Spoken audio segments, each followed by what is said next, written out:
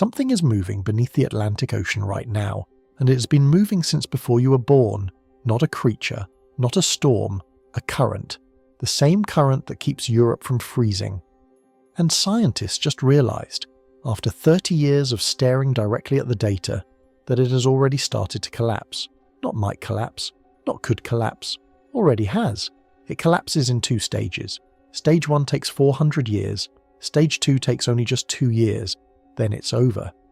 Here is what nobody told you. Stage 1 is already showing up in 30 years of satellite data. We have been watching it happen without knowing what we were seeing. Stage 1 is confirmed. The only question nobody has been able to answer yet is how far through Stage 1 we already are. Stay with me, because the answer to that question is either the most reassuring thing you will hear this year, or the most terrifying.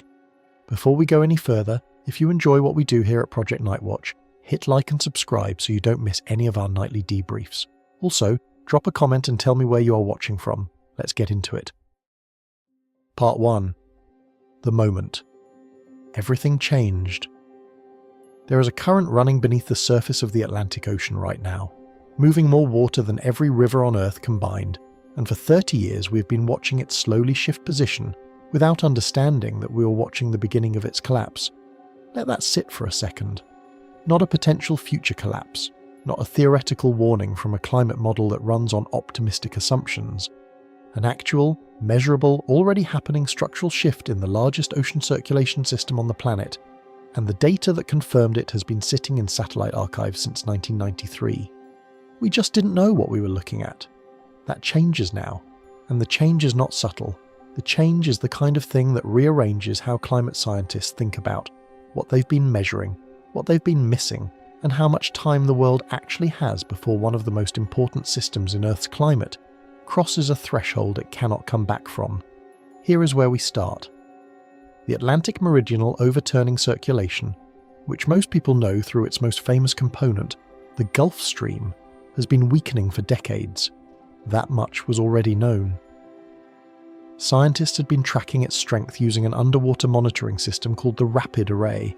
Positioned at 26 degrees north latitude, watching the flow, measuring the volume, recording the decline, they had numbers, they had trends, they had a detailed, well-documented picture of a system losing power year by year. What they did not have was any way to know how close that system was to the edge. That distinction matters more than almost anything else in this story, because knowing that something is weakening tells you almost nothing about how far it is from collapse. A car can lose power gradually for years and still be miles from the point where the engine dies completely. Or it can lose power gradually for years and be inches from that point. The speed of the decline, it turns out, is not the same thing as the distance to failure. And for decades, climate science had a very precise speedometer and absolutely no fuel gauge. A team at Utrecht University in the Netherlands just built the fuel gauge. They ran a climate simulation unlike anything that has ever been attempted before.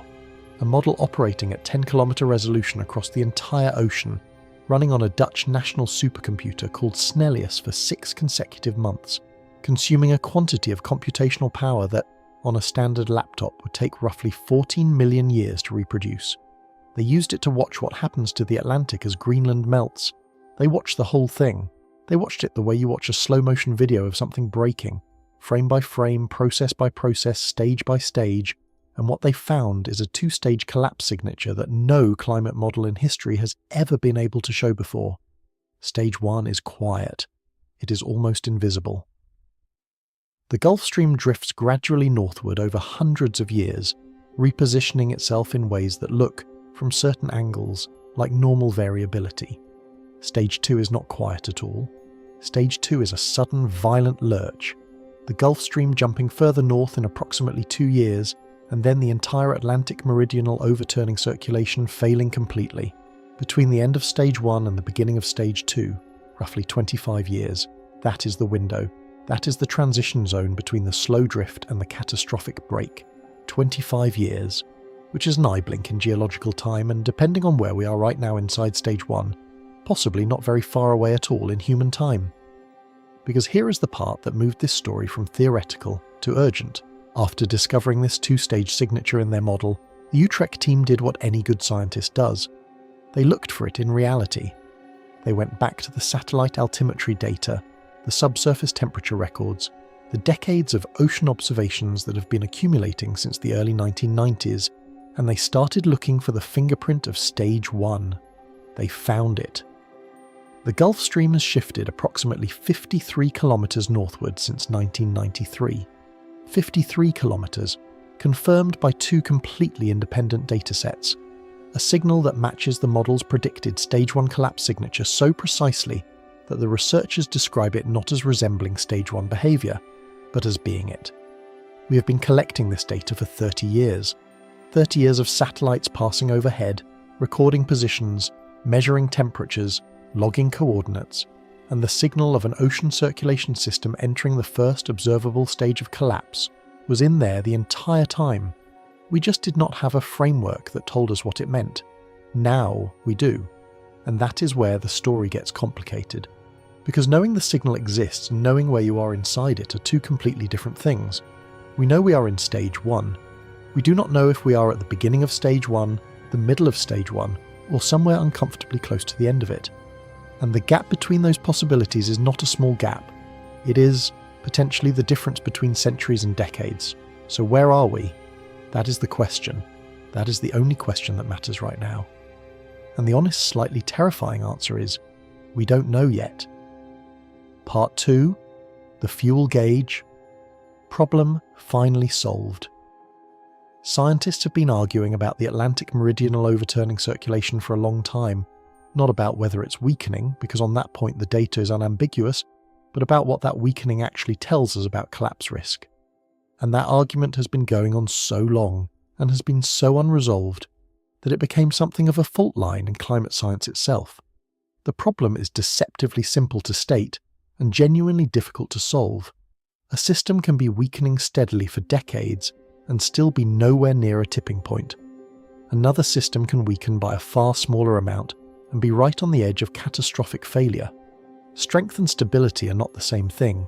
They're not even reliably correlated, and for years the best available tools for measuring a MEC gave scientists precise, continuous, high-quality data about strength, while giving them essentially nothing about stability.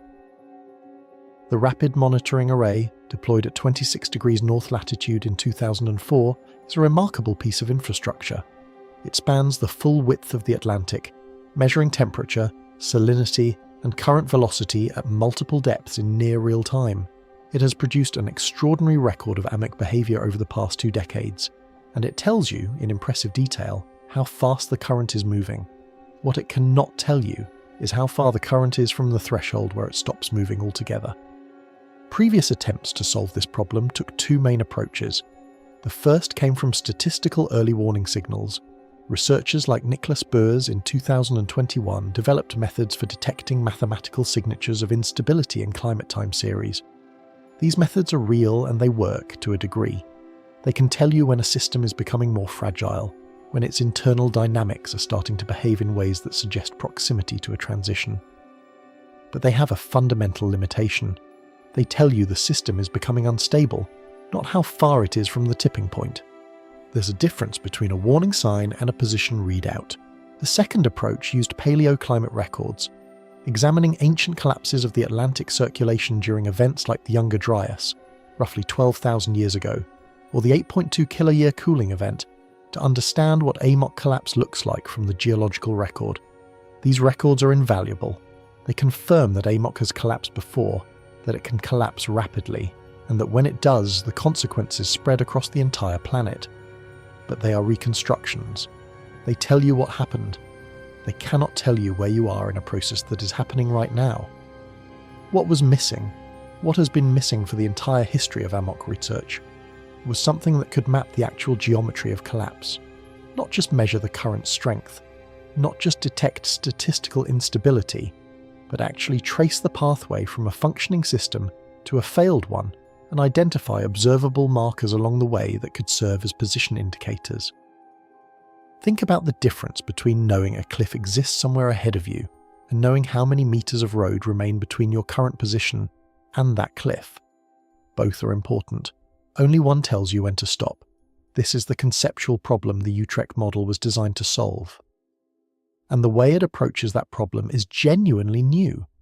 Instead of measuring AMOC's strength at a fixed latitude and tracking it over time, the Utrecht simulation watches the entire spatial geometry of the circulation system evolve as conditions change.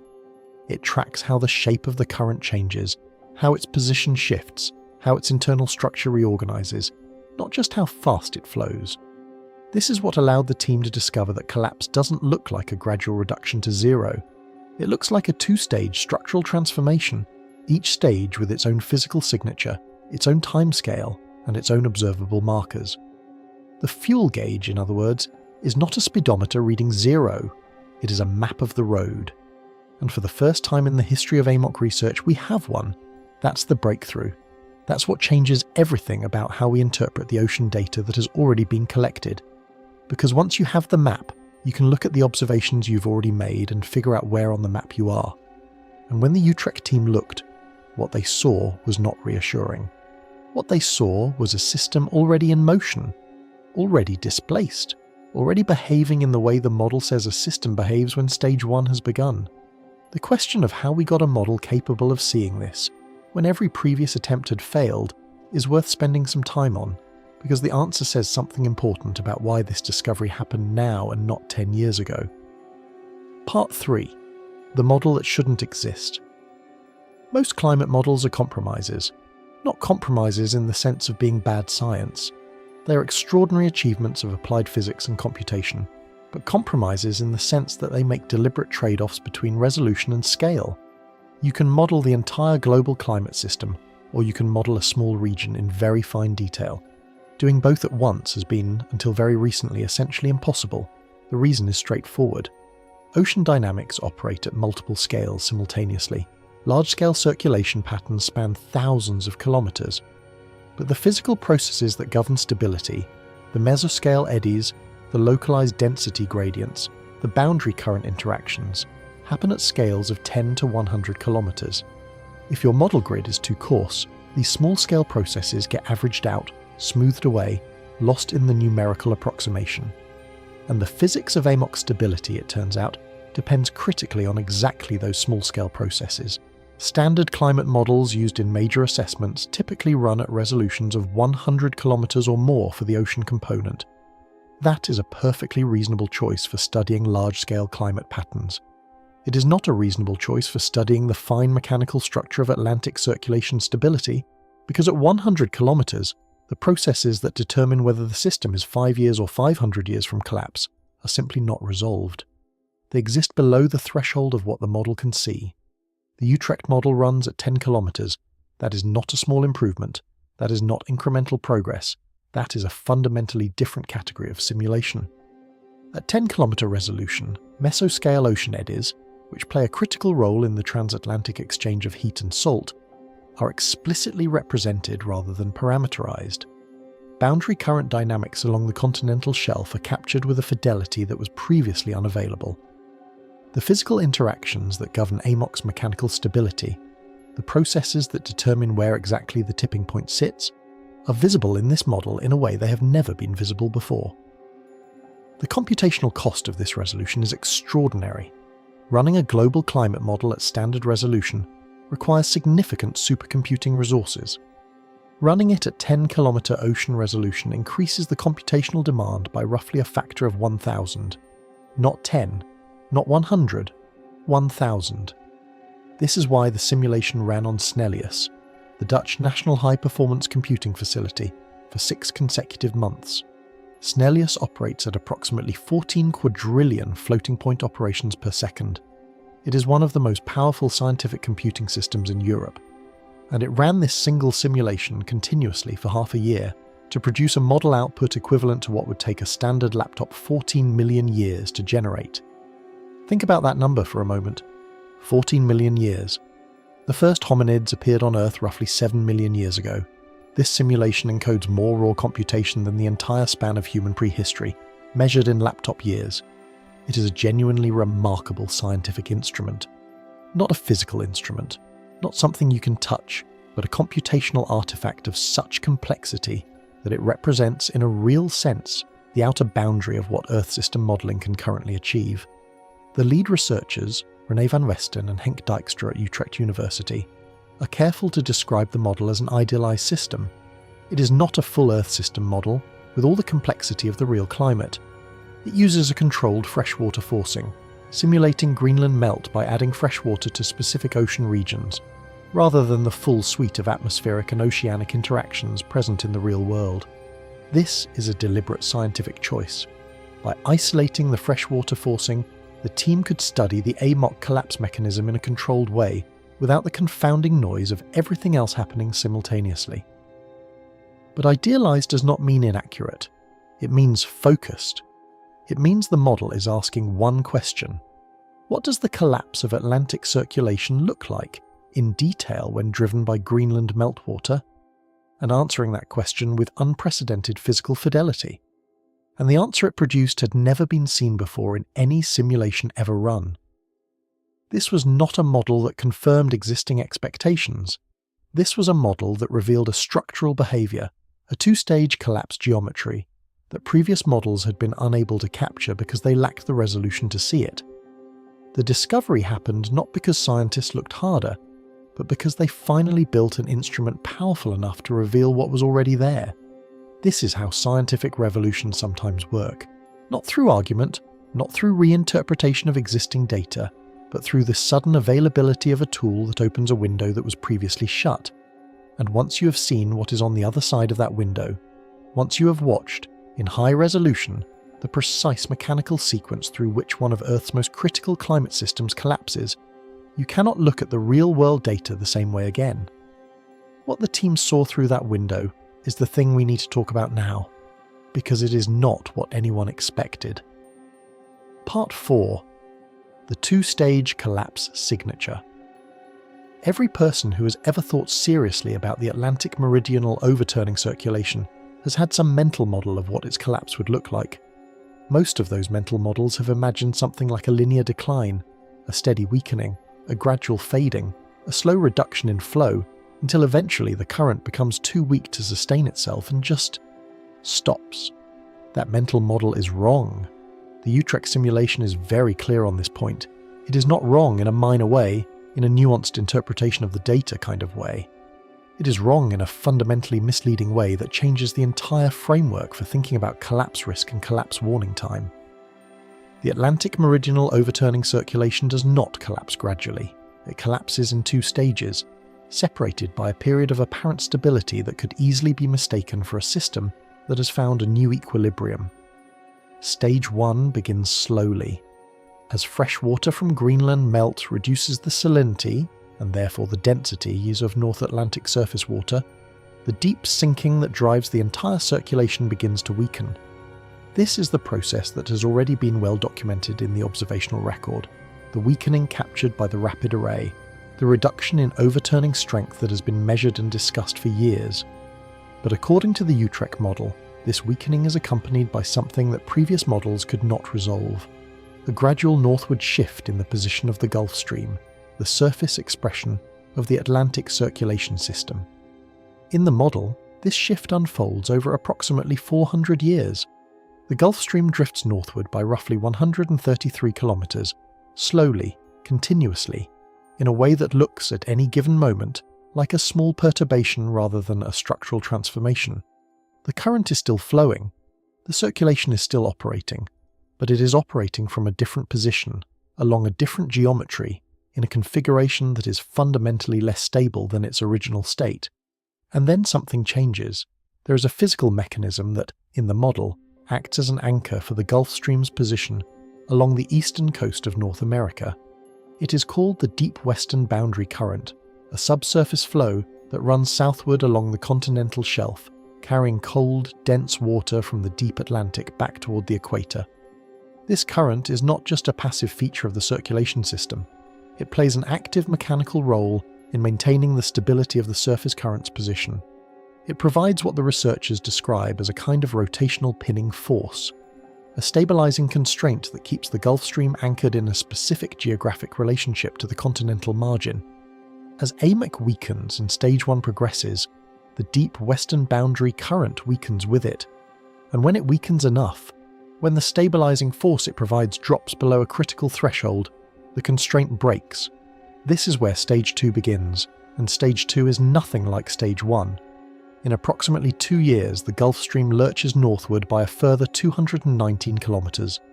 Not gradually, not slowly, in 2 years.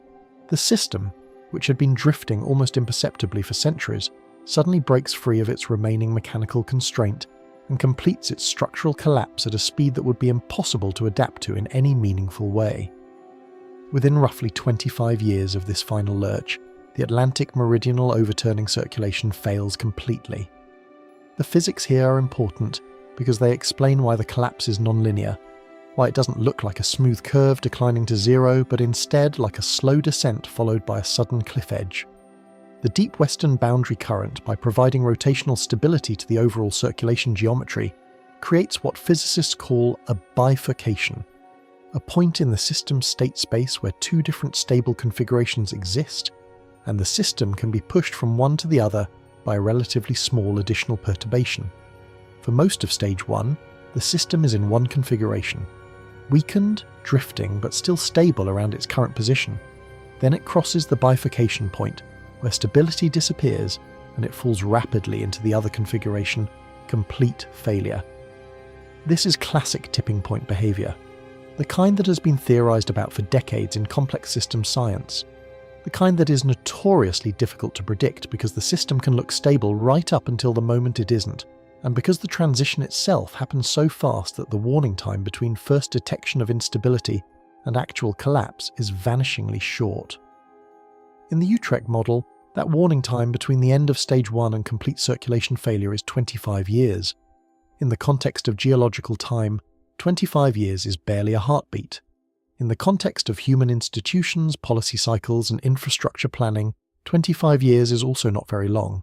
It is the gap between a decision made today and a consequence that arrives during the careers of people who are currently in graduate school. And here is the thing that makes all of this feel very immediate rather than very theoretical.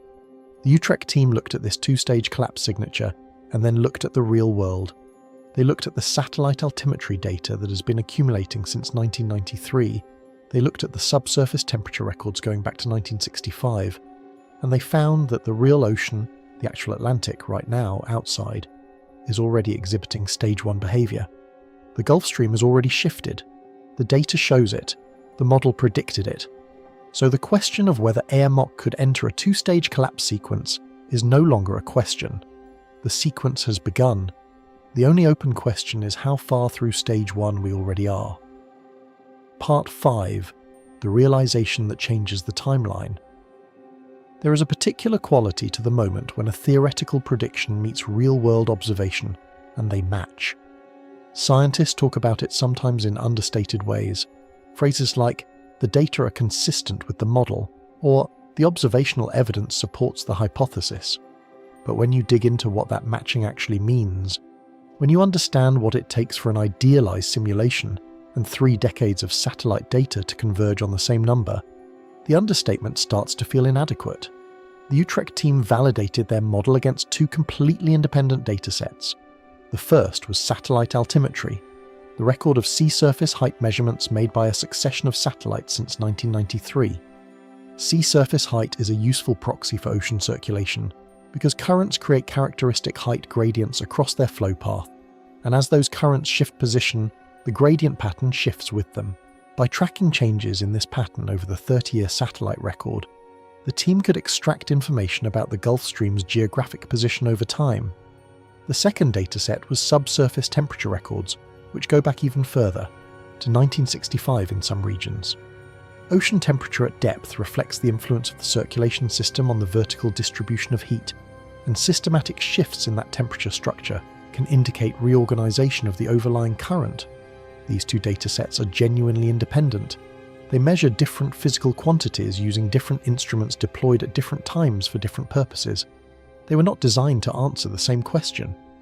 And yet, when the Utrecht team analysed them both in the context of their model's Stage 1 prediction, both datasets pointed to the same conclusion.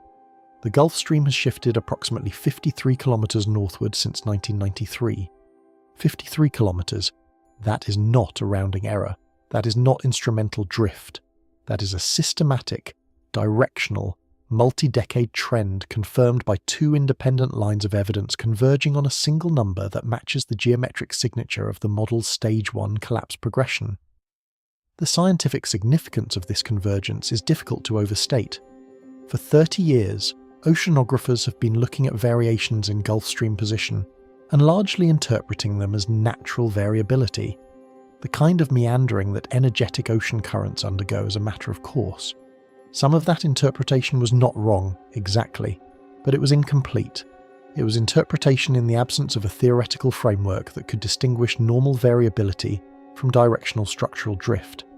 The Utrecht model provides that framework, and when you apply the framework to the data, the 30-year trend stops looking like noise and starts looking like a signal.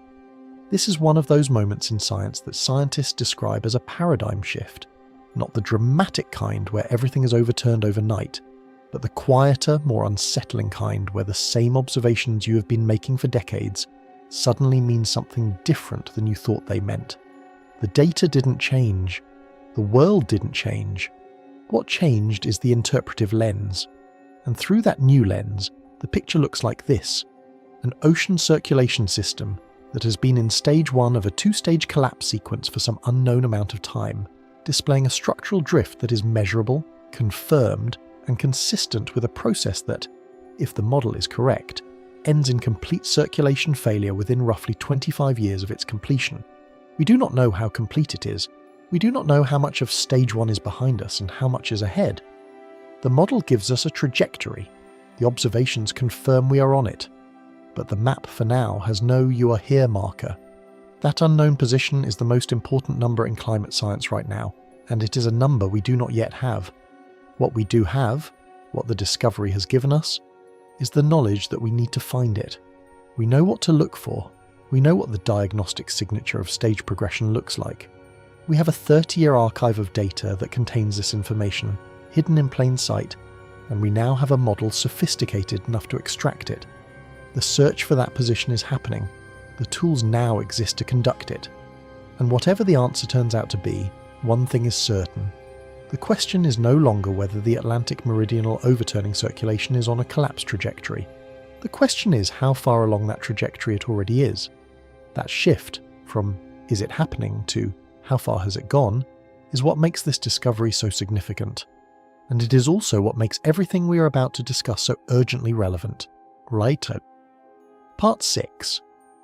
Why the Gulf Stream is moving at all. To understand why a current shifts position before it collapses, you have to understand something slightly counterintuitive about how ocean circulation works. Most people's instinctive mental model of an ocean current is something like a river, a flow that weakens when the driving force weakens and eventually stops when that force disappears entirely. If the current is driven by temperature and salinity differences, and those differences reduce, the current slows down. Simple, linear, easy to follow. The Atlantic Meridional overturning circulation does not work quite that way. It is not a river. It is more like a coupled mechanical system, a loop of interacting flows whose collective behaviour is governed not just by the strength of any individual component, but by the geometric and dynamic relationships between all the components simultaneously. When Greenland meltwater enters the North Atlantic, the primary effect is exactly what you would expect. It reduces the salinity of the surface water, which reduces its density, which reduces how readily it sinks in the deep water formation regions near Greenland and Iceland. Less sinking means less deep water produced, which means less driving force for the entire return flow at depth. The current weakens, but that weakening does not affect all parts of the system equally or simultaneously. The surface expression of the current, the Gulf Stream and its extension into the North Atlantic, is maintained not just by the deep sinking but by the pressure gradients, wind stress patterns, and rotational forces acting on the ocean surface. These forces hold the current in its position along the North American continental shelf and project it eastward across the Atlantic. When the deep sinking weakens, the balance of these forces shifts, and one consequence of that shift is that the current's position changes before its strength falls dramatically. This is the physical insight that the Utrecht model captures so clearly at 10-kilometre resolution. The structural reorganisation of the current, its spatial drift, is a precursor to, not a consequence of, the strength decline. the system deforms before it weakens in the ways that traditional monitoring tools can detect. Think of it this way: imagine a spinning top. As long as it spins fast enough, it maintains its orientation.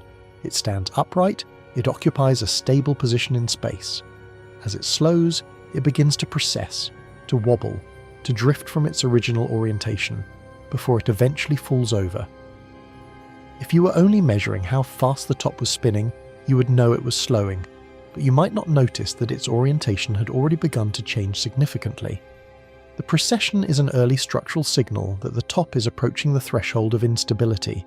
The northward drift of the Gulf Stream is the precession signal of the Atlantic circulation system, and the reason it stayed invisible for 30 years is that oceanographers were, understandably, focused on the speed, on the flow rate, the overturning strength, the current velocity, rather than on the geographic position of the current itself.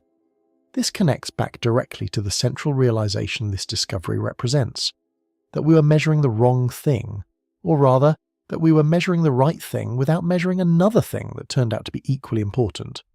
The strength data was not wrong. The rapid array measurements were not wrong.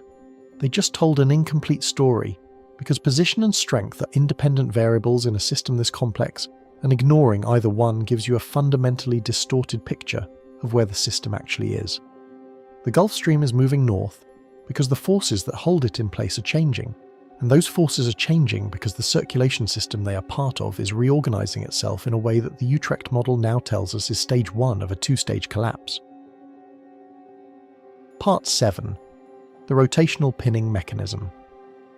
There is a piece of physics at the centre of this story that does not get discussed very often in popular accounts of AMOC, and it is arguably the most important single mechanism in determining how close we are to the point of no return.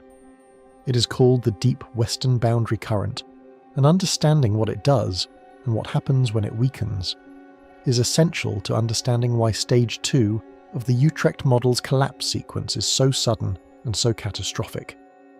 The deep western boundary current is a southward flowing subsurface current that runs along the western edge of the Atlantic basin, roughly following the continental shelf of North America before turning east and southward into the tropical Atlantic.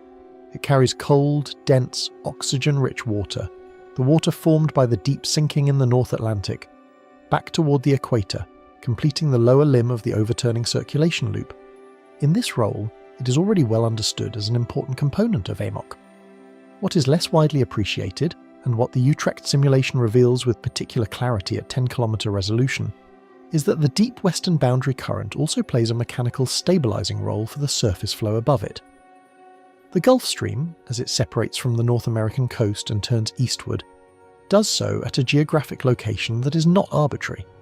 It reflects a balance of forces, pressure gradients, wind stress, and crucially, the rotational dynamics associated with the deep, southward return flow in the water column below.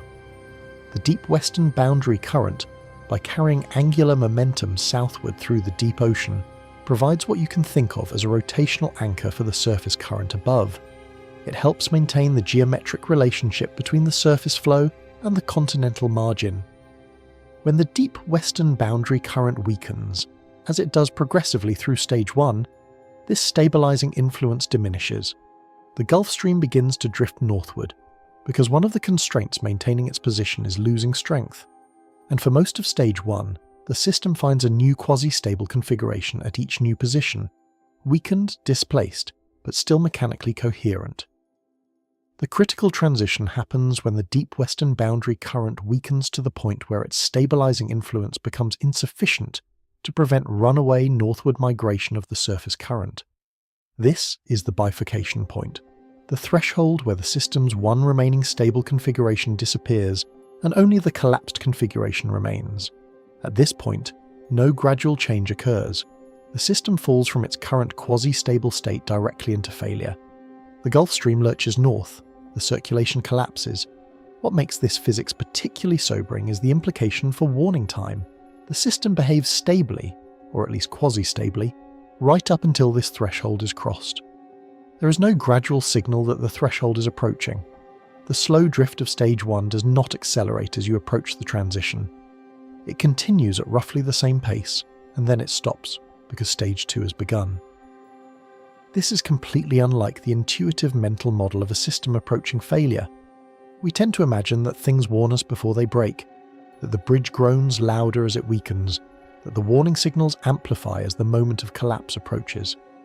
In a system governed by this kind of bifurcation mechanics, that is simply not how it works. The system can be one small perturbation away from stage 2 while giving no physical signal that anything has changed about its proximity to the threshold. This is why the Utrecht model represents such a fundamental advance. It maps the geometry of the state space. It shows where the bifurcation point is, what the approach to it looks like, and what observable features of the system change as the system moves toward it. Without that map, we are navigating in the dark. With it, we at least know the shape of the terrain. The rotational pinning mechanism is also the reason the stage 2 transition is so rapid. When the pinning force is removed, the system does not drift gradually to a new position. It falls. And in the Utrecht model, that fall takes approximately 2 years. In geological terms, 2 years is essentially instantaneous. In human terms, 2 years is not enough time to reorganize energy infrastructure, redirect food systems, or implement emergency climate interventions of any meaningful scale. The urgency here is not abstract. The mechanism is physical, and the observational confirmation that stage 1 is already in progress makes the question of how close we are to stage 2. How much pinning force remains in the deep western boundary current right now? Perhaps the most consequential single measurement that could be made in Earth science today. Part 8. Why this signal stayed invisible for 30 years.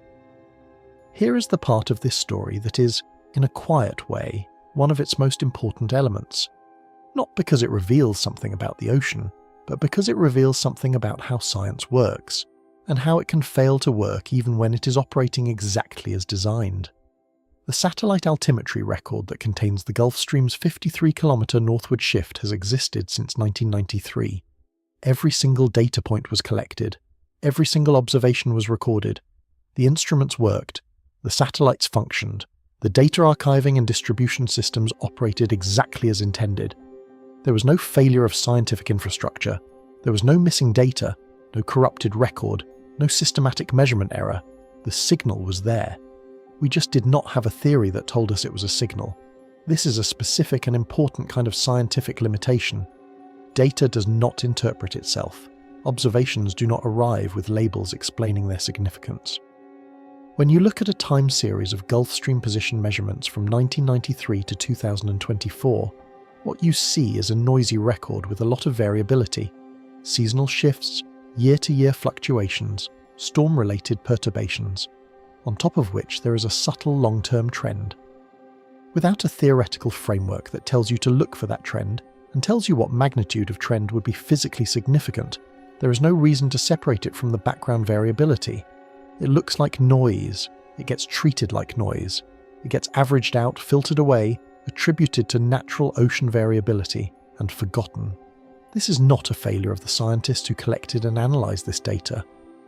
They were doing exactly what scientists should do, being appropriately skeptical of signals that lack theoretical motivation, resisting the temptation to overinterpret noisy data, waiting for the conceptual framework that would allow them to distinguish signal from noise.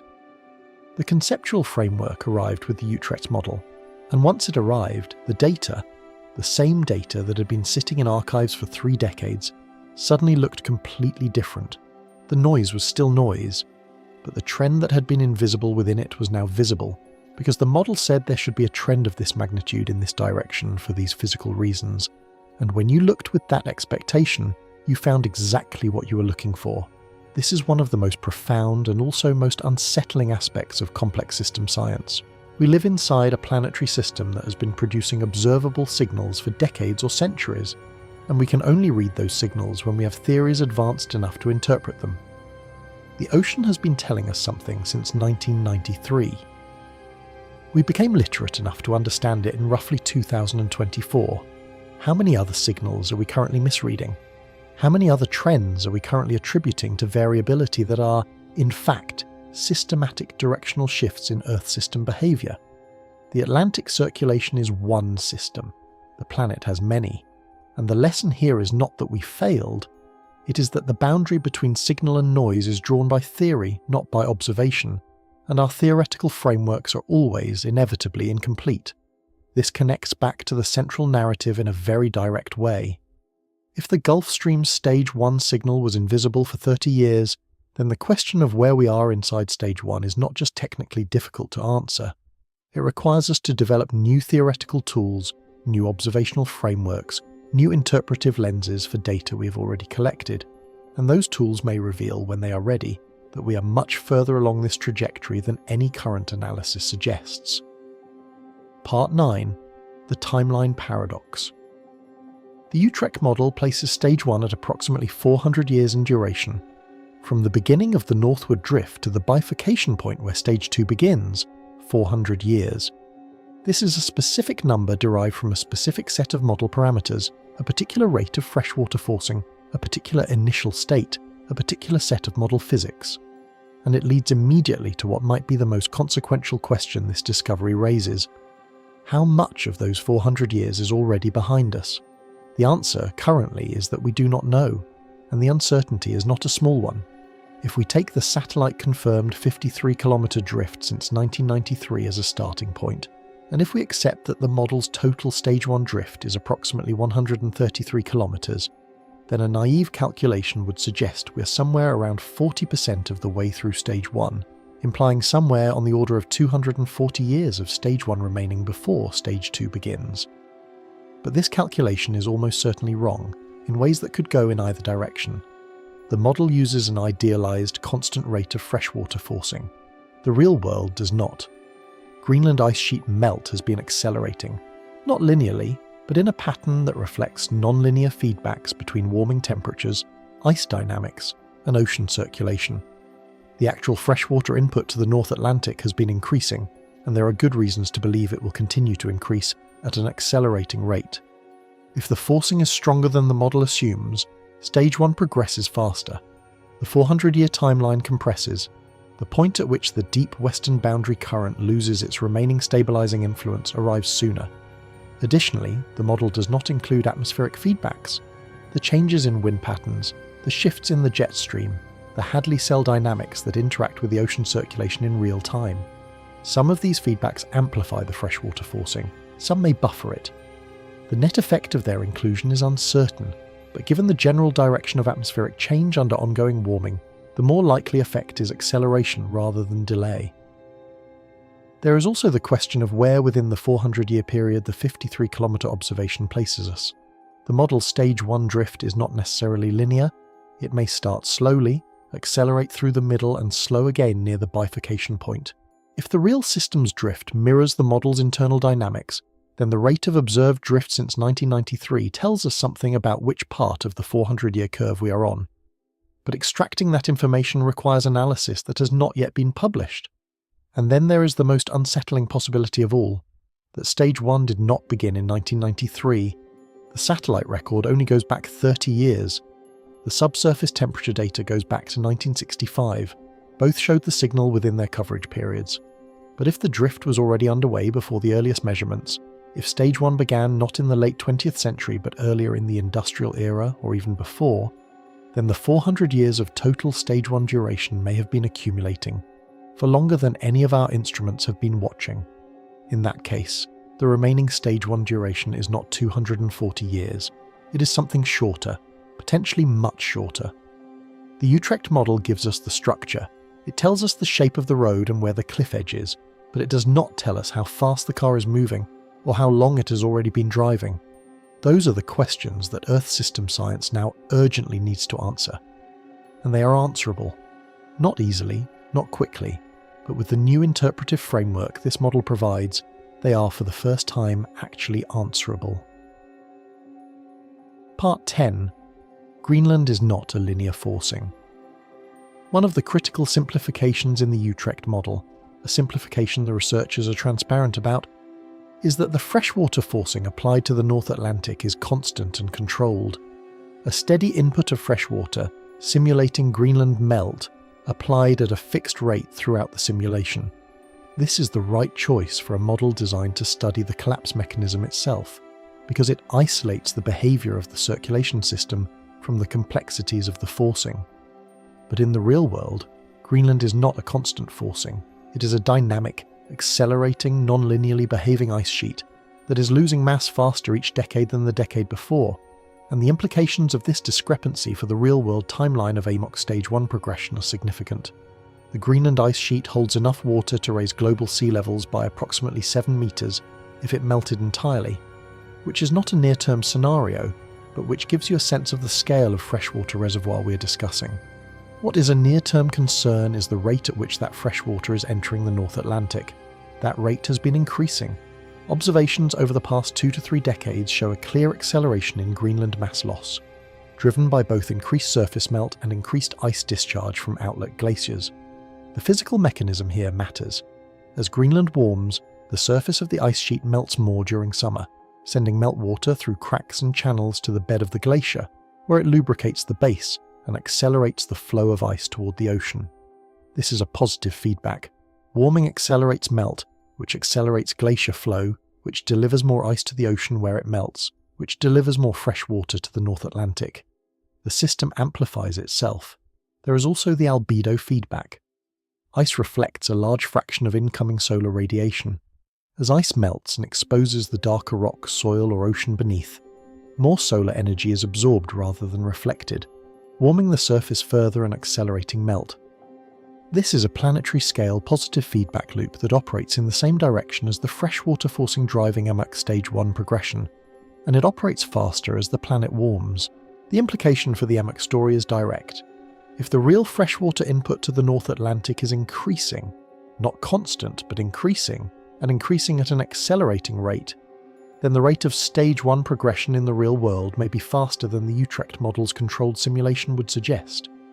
The model's 400-year Stage 1 duration may be a conservative estimate. The actual timeline, subject to the amplifying feedbacks of a warming Greenland ice sheet, could be compressed.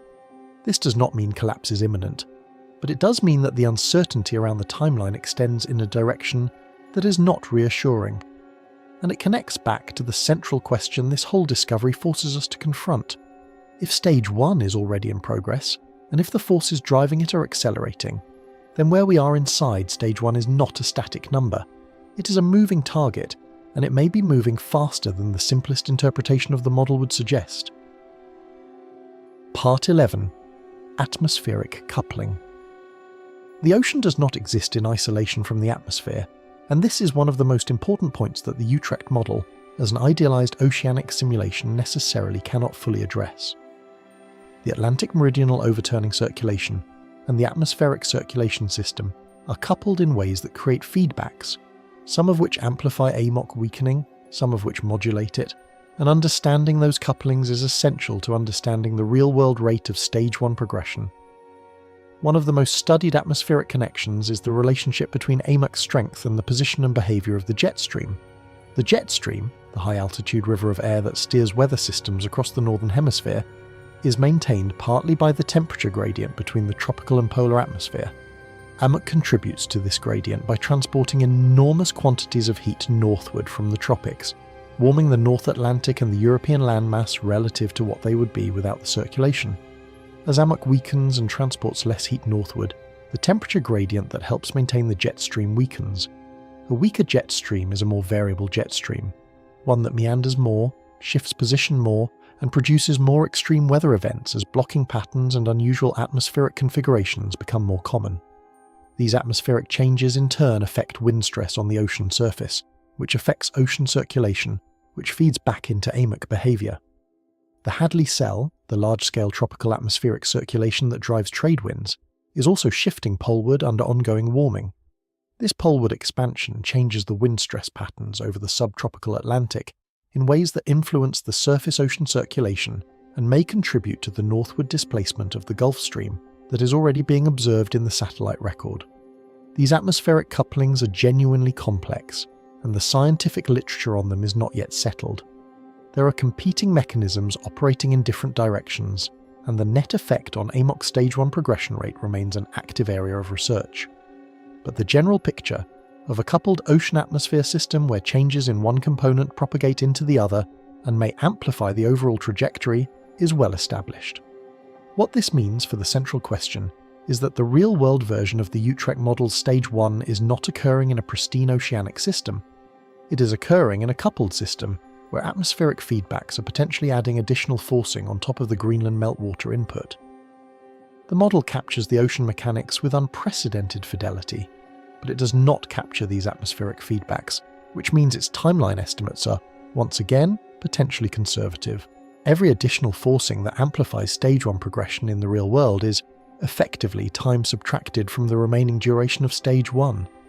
And all of the atmospheric feedbacks currently operating on the North Atlantic system appear to be operating in the direction of acceleration rather than stabilization. Part 12. ENSO and Global Variability. The Atlantic Meridional overturning circulation is not a regional phenomenon.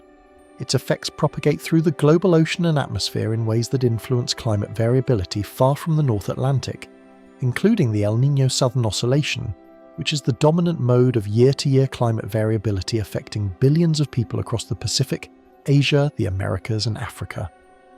The connection between AMOC and ENSO is indirect but real.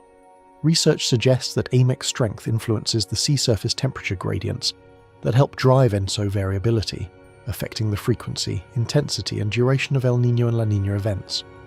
Some studies estimate that AMOC weakening could account for changes in ENSO variability of approximately 11%, a non-trivial fraction of what drives crop failures, droughts, floods, and infectious disease outbreaks across the tropics and subtropics. It is important to be clear about the limitations of this connection. The mechanisms linking AMOC to ENSO variability are complex and still under active investigation. Correlation in paleoclimate records does not prove causation, and modelling studies disagree about the magnitude and sign of the AMOC-ENSO relationship under different scenarios. This is genuinely uncertain science, but the direction of the hypothesis is worth noting. If AMOC weakening increases ENSO variability, then the ongoing Stage 1 progression is not just a North Atlantic and European problem. It is potentially a source of amplified climate instability across the entire planet. More volatile monsoons, more extreme droughts, more severe flooding events, all driven in part by the reorganization of a circulation system that most people associate primarily with European winters. The global reach of AMOC's influence makes the Stage 1 signal even more significant.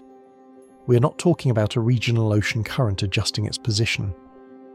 We are talking about a component of the global climate system, one that connects the tropics to the poles, the surface to the deep ocean, the Atlantic to the Pacific and Indian Oceans, exhibiting observable early-stage collapse behaviour. And this brings us back to the central point with additional urgency. Whatever is happening in the North Atlantic right now is not contained in the North Atlantic. The signal already confirmed in 30 years of satellite data is not just a signal about European climate risk.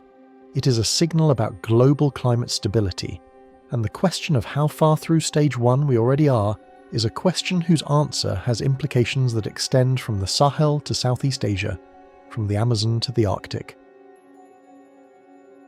Part 13. Ocean Biology as a Silent Indicator. There is another category of evidence that does not appear in the Utrecht model's output, not because it is irrelevant, but because the model is a physical simulation of ocean dynamics rather than a coupled biological physical system.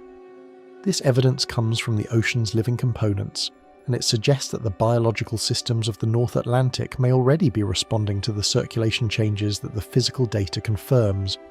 Phytoplankton, the microscopic photosynthetic organisms that form the base of the marine food web and produce roughly half of all oxygen on Earth, depend critically on the upwelling of nutrient-rich deep water to the surface. This upwelling is driven in large part by the deep overturning circulation. As warmer, less dense surface water sits atop colder, denser deep water, the vertical mixing that brings nutrients to the surface is maintained by the same density contrasts that drive AMOC. When the overturning weakens, the stratification between surface and deep water increases. The surface layer becomes warmer and lighter, and the dense cold water below becomes harder to mix upward. Nutrients remain trapped at depth. Surface productivity declines. Phytoplankton blooms diminish in intensity and geographic extent. There is evidence in the observational record of exactly this pattern. Satellite measurements of ocean colour, which are proxies for phytoplankton concentration, show changes in bloom patterns in the North Atlantic over recent decades that are consistent with increased stratification and reduced nutrient supply. Fish population shifts, changes in the geographic ranges of zooplankton, and disruptions to migratory patterns of marine mammals have all been observed in the North Atlantic over the same period. The hypothesis, and it is a hypothesis, not yet a confirmed causal chain, is that these biological changes are in part early warning indicators of the same circulation reorganization that the physical data confirms. If so, then the ocean's living systems have been signaling stage 1 progression through their own behavior, changes in productivity, changes in species distributions, changes in food web structure, at the same time that the physical signal was sitting unrecognized in the satellite altimetry archive. Ecosystems in this reading may be first responders to circulation change, reacting to subtle shifts in nutrient transport and temperature structure that the physical monitoring systems were not designed to detect. The biological signal does not replace the physical evidence, and it does not resolve the question of our position in stage 1. But it adds another thread to the weave of evidence suggesting that stage 1 is not a theoretical prediction, but an ongoing reality. Part 14. The 99.5% problem. There is something deeply counterintuitive about the way systems with tipping points behave, and it matters enormously for how we think about the Amok stage 1 signal. The counterintuitive thing is this: a system can spend 99.5% of its transition time looking stable, and then spend the remaining 0.5% actually transitioning. This is not an exaggeration. It is a mathematical property of the class of dynamical systems that includes AMOC, systems with bifurcation points, where two stable states coexist for a range of parameter values, and the system jumps from one to the other when a threshold is crossed. In these systems, the slow drift toward the bifurcation point can be arbitrarily slow for arbitrarily long, while the transition itself, once the threshold is reached, can be arbitrarily fast. Think about bending a piece of metal. You can apply force gradually, and the metal deforms gradually. The deformation is increasing but slowly, and the metal remains in one piece. Then, without any obvious warning, the accumulated stress exceeds the material's fracture strength and the metal breaks, not bends further. Breaks. The transition from bent but intact to broken is effectively instantaneous on the timescale of the bending process. The Atlantic Meridional overturning circulation is, in a physical sense, a system with this kind of fracture threshold. Stage 1 is the slow bending, Stage 2 is the break, and the fact that you can see a lot of bending, 400 years of drift in the model, without seeing any break does not tell you that the break is far away. It tells you only that you have not yet reached the fracture point. The important practical implication of this behavior is that our intuition about warning time is badly calibrated for systems like this. We expect warnings to intensify as failure approaches. We expect the rate of change to accelerate, the signals to amplify, the system to give us increasing evidence that the threshold is near. In a system governed by bifurcation mechanics, this expectation is simply wrong. The system can be moments from the transition while looking, by most conventional measures, like it is in a state of slow, managed decline that will continue for centuries. This is why the identification of Stage 1 and Stage 2 as distinct phases, and the recognition that the transition between them is governed by a specific physical mechanism, the loss of deep western boundary current pinning force, rather than a simple strength threshold, is so valuable. It gives you something specific to look for. It gives you a mechanical warning system rather than a behavioral one. You're not watching for the bending to accelerate, you're watching for the specific structure that determines whether bending or breaking is the next outcome. And we are watching for it now, with more theoretical clarity than we have ever had before. Part 15. Paleoclimate is not just history. The deep time record of Earth's climate is full of evidence that the Atlantic Meridional overturning circulation has collapsed before. This is not a theoretical concern. It is a documented historical fact, confirmed by ice cores, ocean sediment records, and speleothem archives from around the world. And it tells us something important both about the mechanism and about the consequences.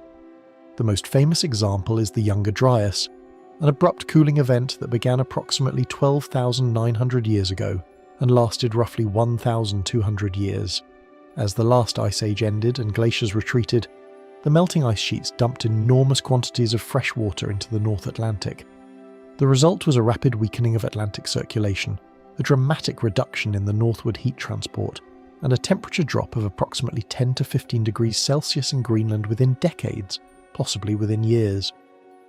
There is also the 8.2 kiloyear event, a shorter, sharper cooling episode approximately 8,200 years ago, triggered by the catastrophic drainage of glacial Lake Agassiz and Lake Ojibwe into the Hudson Bay and North Atlantic. This event is particularly instructive because it involved a relatively brief freshwater pulse, estimated at between 1/4 and 1/2 of a million cubic kilometres, and produced global climate anomalies that lasted approximately 150 years. The relevance of these events to the current situation is not that they are direct analogues. They occurred under very different background climate conditions, with different ice sheet configurations and different baseline temperatures. The relevance is that they confirm the mechanism. They confirm that AMOC can collapse rapidly in response to North Atlantic freshwater forcing. They confirm that when it does, the consequences propagate globally and persist for centuries. They confirm that the physics identified in the Utrecht model, freshwater force deep water formation suppression leading to circulation collapse, is not a model artifact but a real feature of Earth's climate system.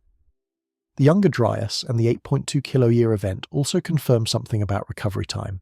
Both events ended, the circulation eventually resumed, the temperatures recovered. But the recovery took centuries to millennia, and it occurred under Ice Age conditions where the freshwater pulse was a transient event rather than a continuing forcing. The modern situation, where Greenland melt is projected to continue and likely accelerate for decades to centuries under any plausible emission scenario, is structurally different in ways that make recovery less certain and less rapid. The paleoclimate record is not just history, it is a validation laboratory for the mechanisms that models predict. And every event in that record where Atlantic circulation collapse was triggered by North Atlantic freshwater forcing is a data point confirming that the Utrecht model's Stage 1 and Stage 2 structure is real, that it has happened before, and that when Stage 2 arrives, the consequences are not subtle. Part 16. Hysteresis, the one-way door. There is a concept in dynamical systems science called hysteresis, and it is one of the most important and most underappreciated aspects of the AMOC collapse story. Hysteresis, in this context, means that the path a system takes when a forcing is applied is different from the path it takes when that forcing is removed. The system does not simply retrace its steps when conditions improve. It follows a different trajectory, often a much less favourable one, and may settle into a different state entirely. For the Atlantic Meridional overturning circulation, hysteresis means this: if AMOC crosses the stage 2 tipping point and collapses, the reduction in freshwater forcing required to restore it to its pre-collapse state is much larger than the freshwater forcing that caused the collapse in the first place. The system, once it has fallen into the collapse configuration, is not easily pushed back out. The Utrecht model, like many previous AMOC simulations, shows this hysteretic behaviour. Approximately 50% of model runs that simulate AMOC collapse show irreversible or very long-term collapse under realistic assumptions about how quickly the freshwater forcing could be reduced. The other 50% show eventual recovery, but on timescales of centuries to millennia, not the decades that would be relevant to human civilization planning. The physical reason for this is related to the density structure of the deep ocean. When AMOC is operating, it maintains a density gradient between the North Atlantic and the rest of the ocean that helps drive the circulation. When AMOC collapses, this density gradient erodes. The North Atlantic becomes warmer and fresher at depth, and restoring the original density contrast requires overcoming the thermal inertia of the deep ocean, which is slow to change. Stopping the freshwater forcing eliminates the driver of collapse, but it does not immediately restore the conditions that would allow the circulation to restart. The system remains in the collapse state for an extended period even if the forcing that caused the collapse is removed. This has a profound implication for climate policy and risk management. If AMOC were approaching a tipping point and we had clear knowledge of that approach well in advance, eliminating or dramatically reducing the greenhouse gas emissions that drive Greenland melt might allow us to prevent Stage 2 by reducing the freshwater forcing before the deep western boundary current loses its remaining stabilising influence. But if we are already deep in Stage 1, if the remaining pinning force is already substantially diminished, then even a rapid reduction in forcing may not be sufficient to prevent the system from crossing the bifurcation point. The one-way door does not necessarily slam shut at the beginning of Stage 1. but it may slam shut at the end of it. And since we do not know where the end of stage 1 is, or how close we are to it, the possibility that the door is already close to shutting, or has already shut, is not one that can be dismissed. Part 17. Where are we inside stage 1? This is the question that everything else in this story has been building toward. It is the most important scientific question raised by the Utrecht discovery. It is also, at present, a question that nobody can answer with confidence. And the inability to answer it is not a failure of science. It is a reflection of the genuine, irreducible complexity of the system we are trying to read. We know we are in stage 1. The 53-kilometre shift confirmed by 2 independent datasets establishes this beyond reasonable doubt. The signal is real, it is directional, and it matches the model's prediction for stage 1 behaviour so precisely that the researchers themselves describe it as confirmation that the observed shift is stage 1 of the amok collapse sequence. What we cannot determine from the observation alone is how far through stage 1 we are. The observation tells us the system has drifted 53 kilometres northward. The model tells us total stage 1 drift is approximately 133 kilometres. A naive ratio gives you roughly 40% complete. But as discussed, this ratio is almost certainly wrong because the drift rate is not constant. The forcing in the real world is not constant, and we do not know when stage 1 began. There is also no current observational metric that functions as a direct proxy for our position within stage 1. The rapid array measures AMOC strength. Satellite altimetry measures Gulf Stream position. Subsurface temperature records measure thermal structure at depth. None of these, individually or in combination, currently gives you a precise readout of the remaining distance to the stage 2 bifurcation point. What would give you that readout is a measurement of the deep western boundary current's remaining stabilizing force, the amount of rotational pinning that the deep return flow is currently providing to the Gulf Stream. If you could measure that quantity accurately and compare it to the model's prediction of the bifurcation threshold, you would know how close you are to the end of stage 1. You would have finally the complete fuel gauge. That measurement requires sustained high-quality monitoring of the deep western boundary current along the North American continental shelf, data that exists in fragments but not in the comprehensive, continuous form that the question demands. The observational infrastructure to answer the most important question in climate science may need to be built. This is not a counsel of despair.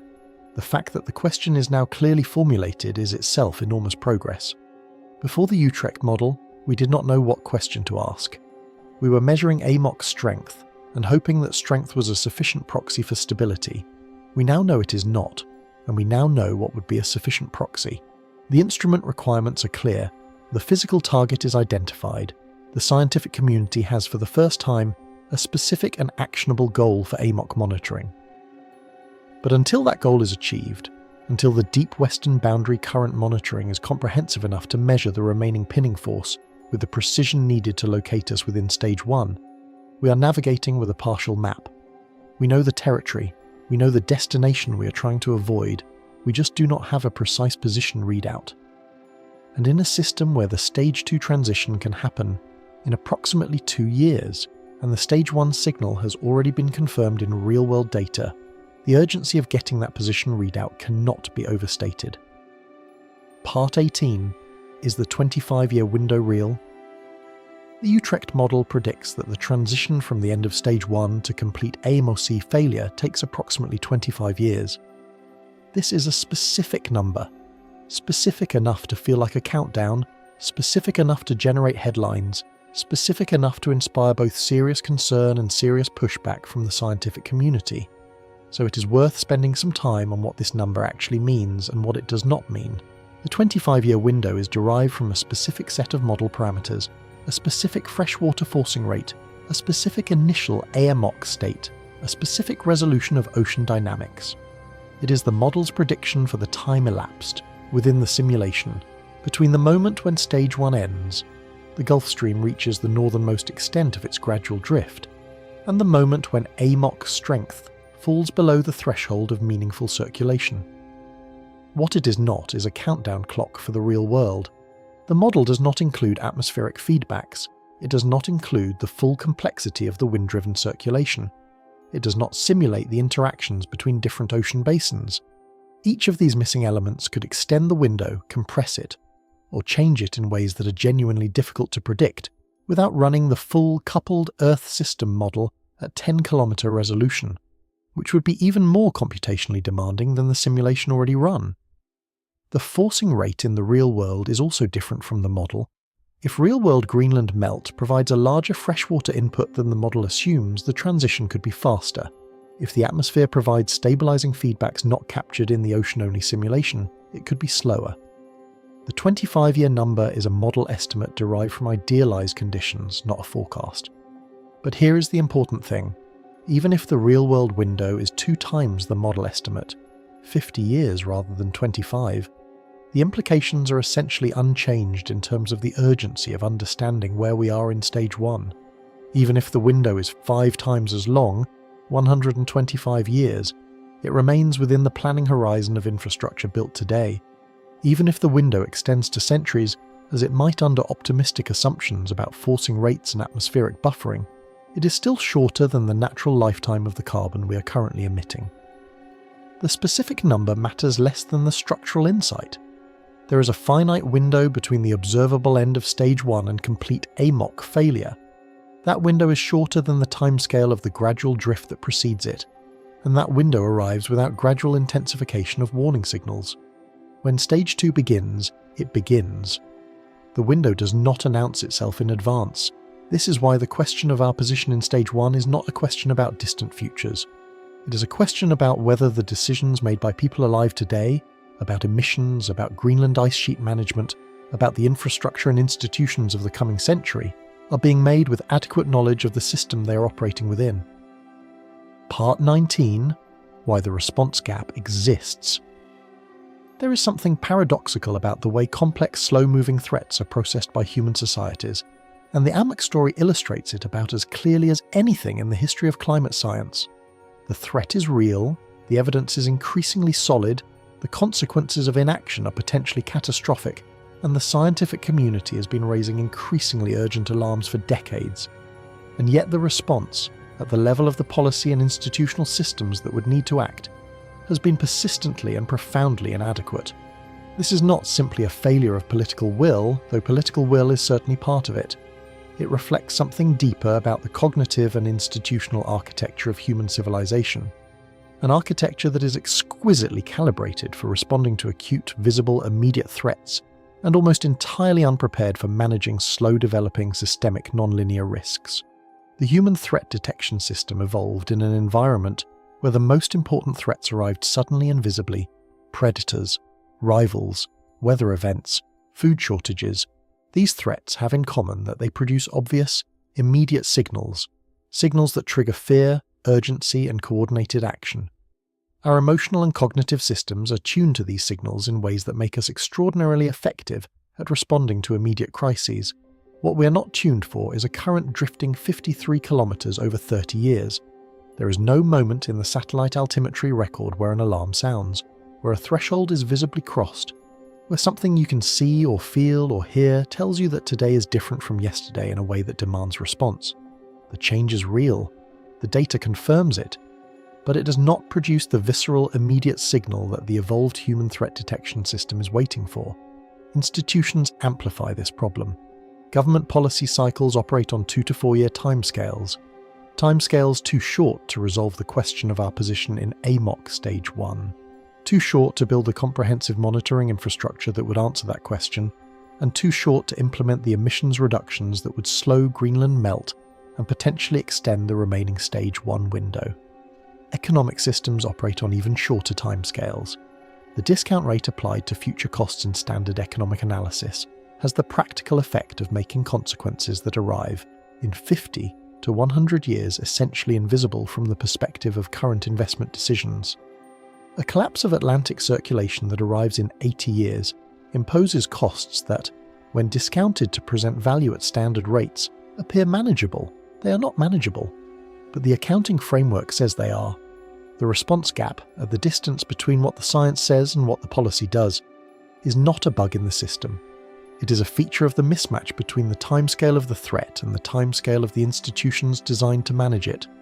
Closing this gap requires not just better science, though better science is necessary, but a fundamental rethinking of how civilizations manage risks that develop on timescales longer than electoral cycles and discount rates.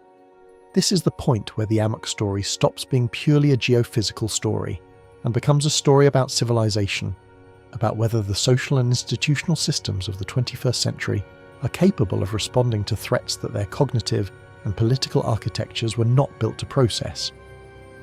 Part 20. The We Already Had the Data problem. There is a final, particularly unsettling dimension to the Amok discovery that deserves its own consideration. The fact that the Stage 1 signal was present in 30 years of satellite data, unrecognised, uninterpreted, sitting in archives accumulating year after year, raises a question that extends far beyond the Atlantic circulation. If a signal of this magnitude and significance could be present in an extensively studied, professionally maintained, globally distributed dataset for 3 decades without being recognised as the thing it actually was, what else is already in the data? Climate science produces an extraordinary volume of continuous observational data: ocean heat content measurements, ice core records, atmospheric chemistry profiles, sea level records, permafrost temperature readings, glacier mass balance observations, forest biomass surveys, coral reef health indicators.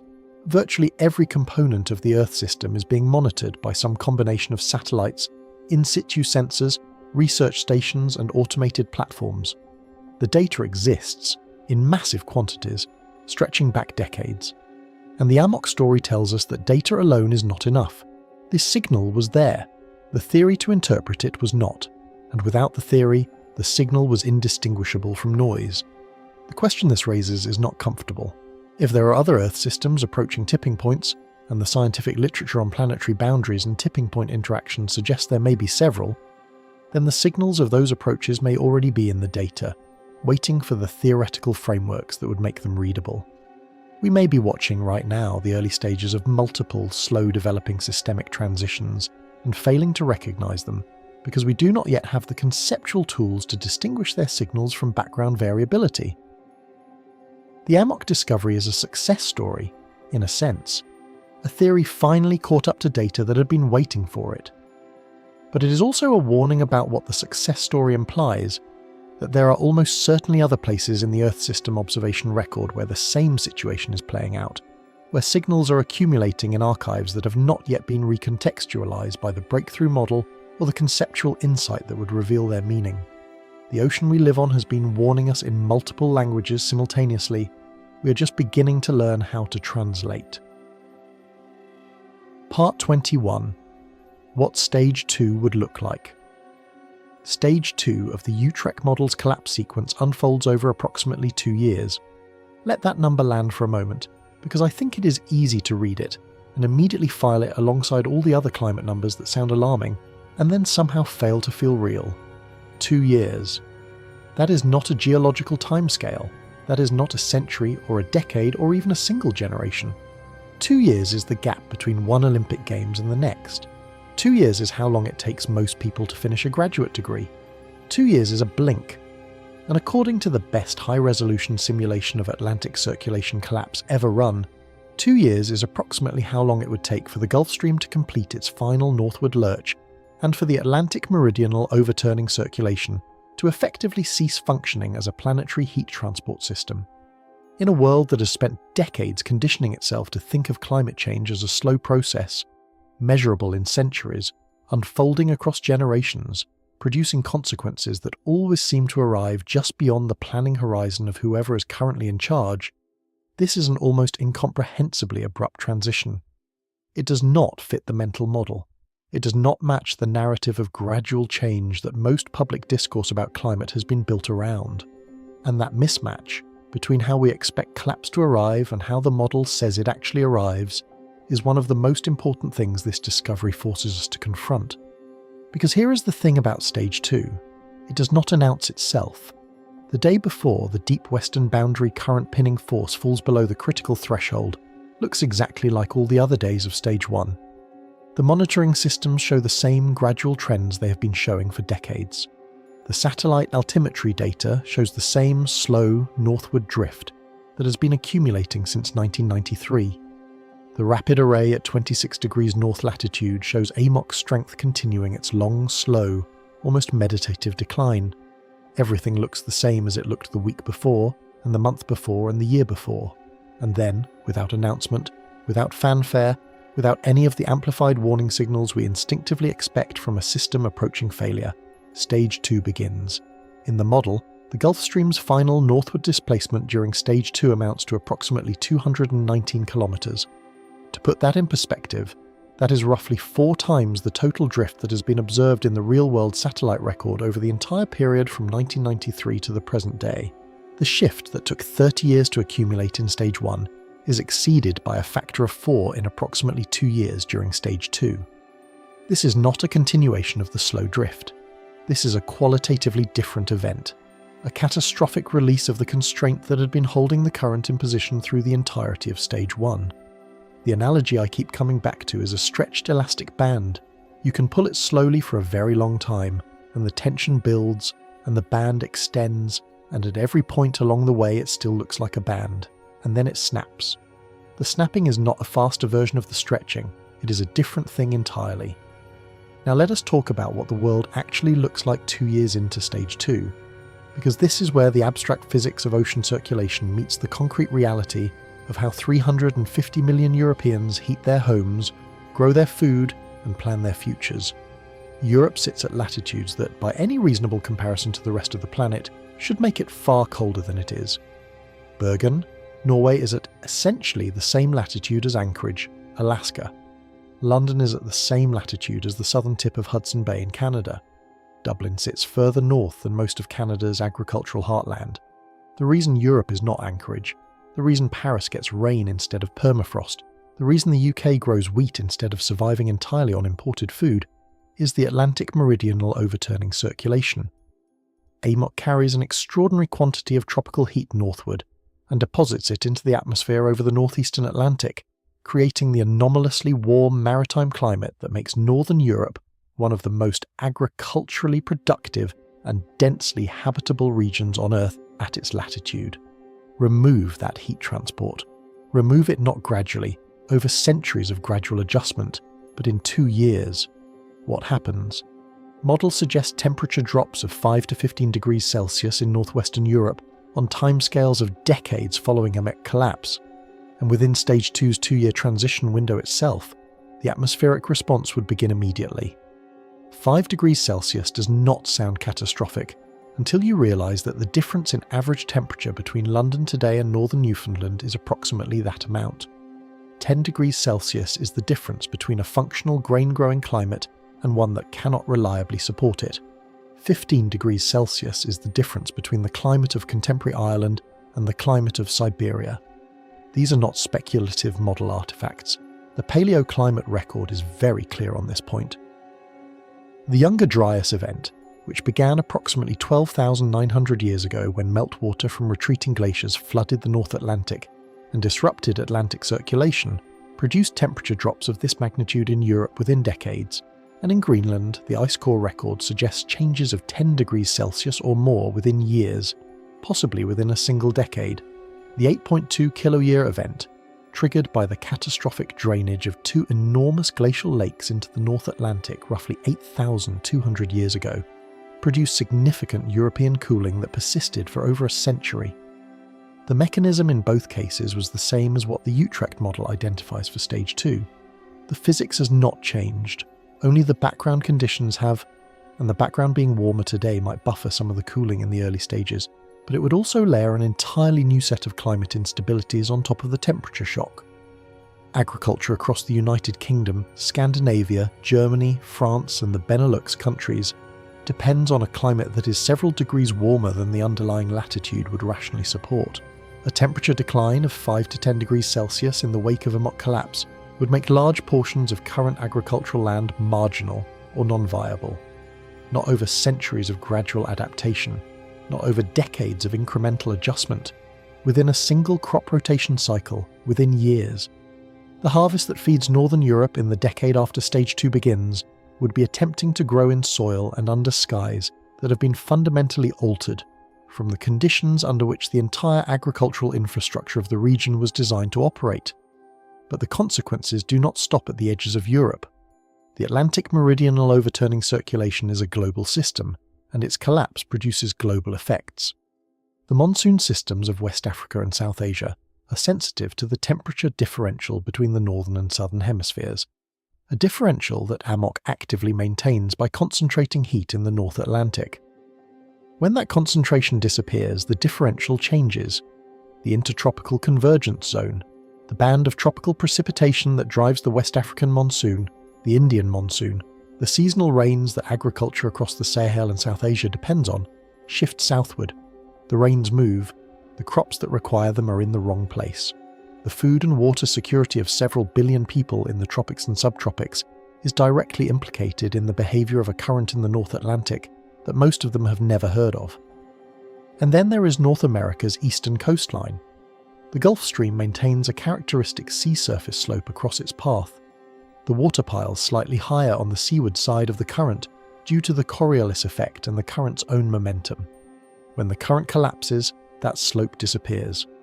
Coastal sea levels from Florida to Maine rise by roughly 1 metre in the near term. Not from global mean sea level rise, not from ice melt, but from the simple mechanical removal of the oceanic force that had been holding the water slightly lower along the coast. 1 metre on top of whatever global sea level rise is already occurring by that point. Cities like Miami, Boston, New York and Norfolk, Virginia are already managing chronic flooding at current sea levels.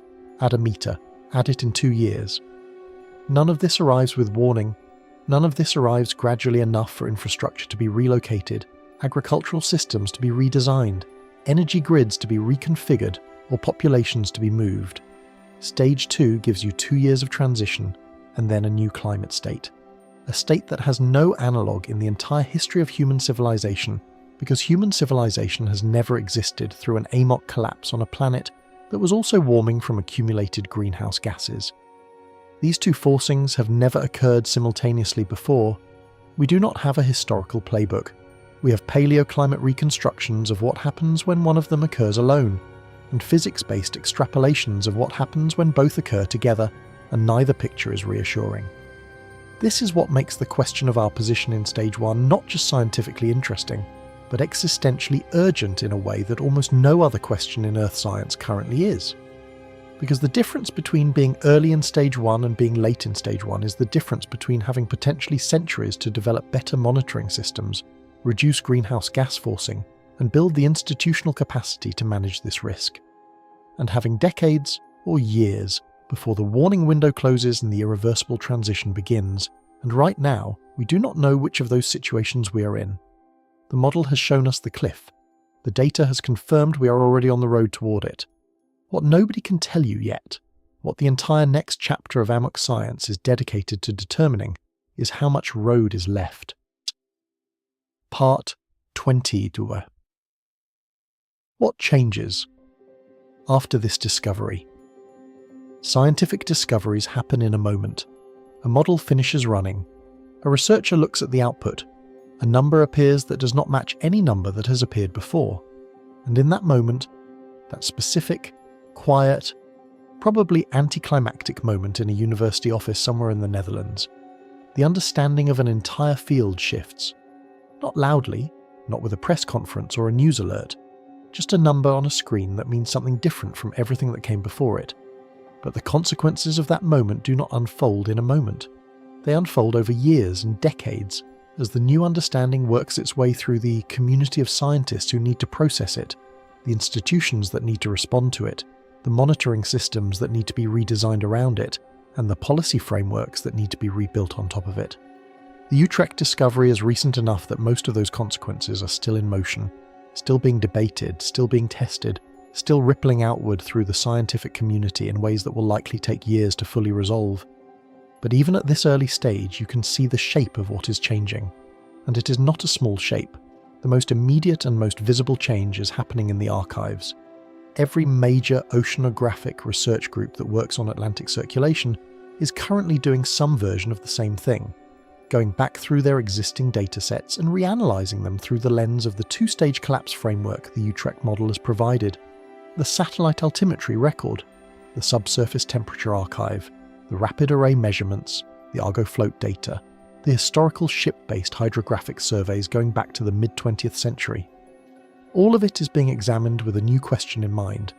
Not, does this data show AMOC weakening, which was the question everyone was already asking, but does this data show stage 1 progression, and if so, how far along does it suggest we are? This reinterpretation is genuinely active. It is not speculative or anticipated. It is happening right now, in real time, in research groups across Europe and North America, and it is going to produce a cascade of follow-on publications over the coming years that will either reinforce the 53-kilometre finding, extend it to additional data sets and geographic regions, challenge specific methodological assumptions, or all three simultaneously. Science does not issue a single verdict, it issues a conversation, and the Utrecht discovery has started a conversation that the field has not had the conceptual vocabulary to conduct before now. The second major change is infrastructural, and it is arguably the most practically consequential one. The monitoring system that North Atlantic oceanography has built over the past 2 decades was designed around a specific question: how strong is AMOC? The rapid array at 26 degrees north is an extraordinary piece of scientific infrastructure. It has produced a continuous high-quality record of Atlantic overturning strength for over 20 years. It has been one of the most valuable single instruments in climate monitoring. It should absolutely keep operating. But the Utrecht discovery has established, with considerable clarity, that AMOC strength is not the same thing as AMOC stability. Knowing how fast the current is moving does not tell you how close it is to stopping, and the physical quantity that does tell you how close it is to stopping, the remaining stabilizing force provided by the deep western boundary current, the rotational pinning that is all that stands between stage 1 and stage 2, is not something the rapid array was designed to measure, because nobody knew it needed to be measured until this model showed what it does. So now there is a new monitoring priority. The deep western boundary current running southward along the North American continental shelf needs dedicated and comprehensive observation, not the fragmentary periodic measurements that currently exist, but sustained, high-resolution, continuous monitoring that would allow scientists to track the strength of the pinning force in near real time and compare it to the model's predicted bifurcation threshold. This is the instrument that would function as the actual fuel gauge, not a proxy, not an indirect inference, a direct measurement of the mechanical quantity that determines how far we are from stage 2.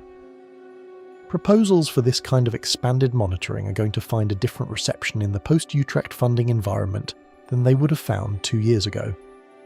The scientific case for why this specific measurement matters has been made, compellingly, by one of the most sophisticated climate simulations ever run. Funding agencies and governments that allocate resources for ocean observation now have a theoretical framework that explains, in precise physical terms, why this particular measurement is more important than almost any other measurement currently being made. That does not guarantee the money will be there, but it changes the conversation significantly. The third change is happening inside the modelling community itself, and it is frankly an uncomfortable one for a field that has invested decades of effort in building and refining its tools. If the 10-kilometre Utrecht simulation revealed a 2-stage collapse signature, a fundamental structural feature of AMOC collapse dynamics, that 100-kilometre standard models completely failed to capture, then the question that follows is unavoidable. What else have the standard models been missing?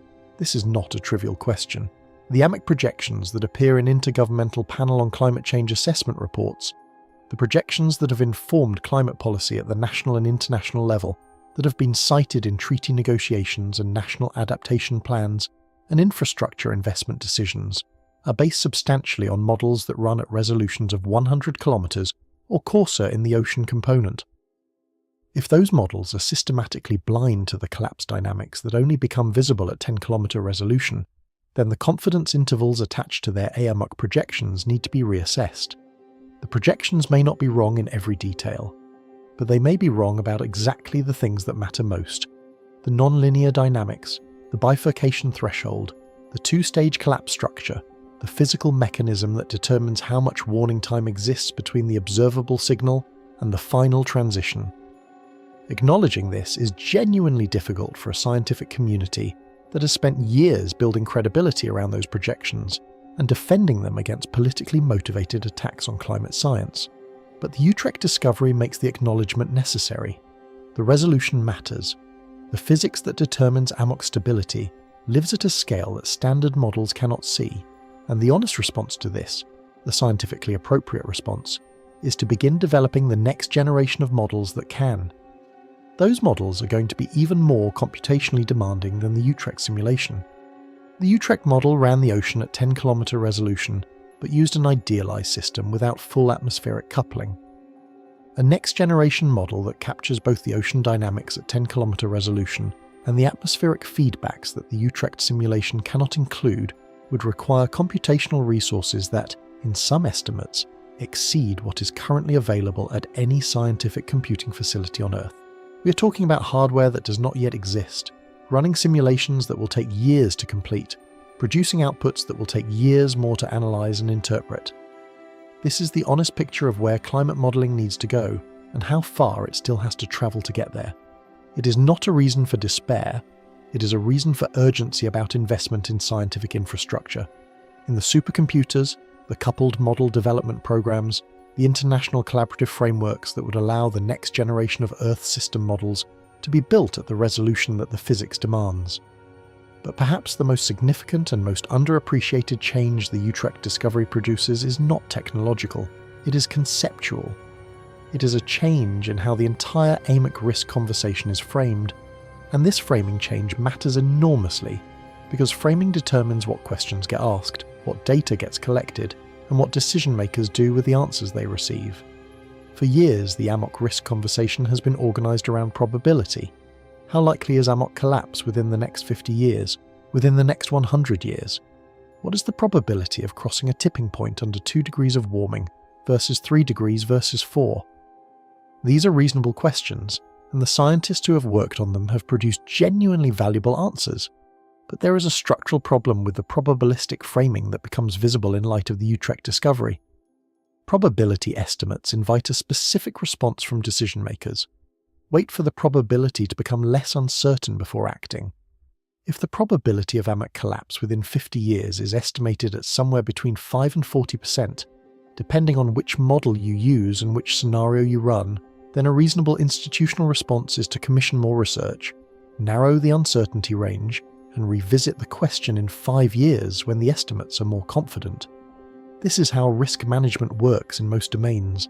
It is how governments respond to most threats. And in most domains, it is a reasonable approach.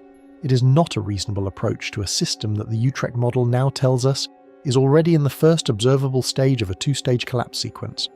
The question is no longer what the probability of entering stage 1 is. We are in stage 1. The probability is 100%. The question now is not about likelihood. It is about state. It is about position.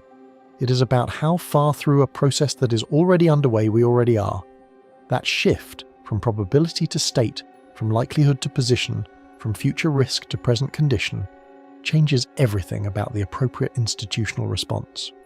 A probabilistic framing permits deferral. A state-based framing does not. If the collapse process has already begun, then the question of whether to monitor it more carefully, model it at higher resolution, and take actions that might slow its progression is not a question about managing a future risk. It is a question about responding to a present reality. This is what changes after this discovery, not the ocean. The ocean was already doing what it was doing, not the physics. The physics was always what it was.